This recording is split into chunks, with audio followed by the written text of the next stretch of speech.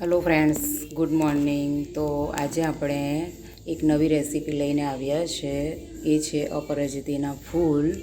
જે ફૂલની આપણે ગ્રીન ટી બનાવીશું. મારા ટેરેસ પરના મસ્ત ઉગેલા અપરાજિતા ફૂલ, એકદમ સરસ કલર છે, પર્પલ. તો આપણે એમાં ગ્રીન ટી બનાવીશું. આપણે એને ગરમ કરવા મૂકી દઈએ છીએ. અત્યારે હાલ ગરમ થશે એમાંથી કલર સરસ છૂટો પડશે પાણીમાં. અને ત્યારબાદ આપણે એમાં લીંબુ એડ કરીશું. જોઈ શકો છો, સરસ કલર આવી ગયો છે અને ફૂલમાંથી બધો જ કલર નીકળી ગયો છે. એકદમ સરસ પર્પલ જાંબુડો કલર છે.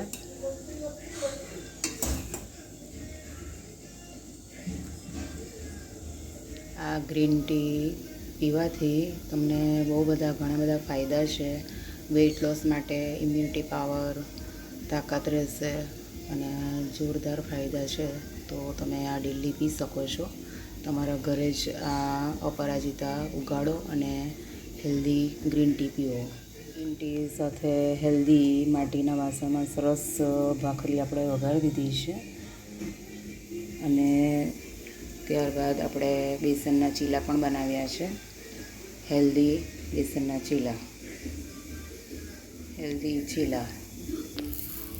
આપણે એમાં થોડોક ફુદીનો પણ એડ કરીશું ટેસ્ટ માટે. એનો ટેસ્ટ ખૂબ જ સરસ આવશે ફુદીનો આપણે. થોડું આપણે મરી પાવડર પણ એડ કરીશું. સરસ.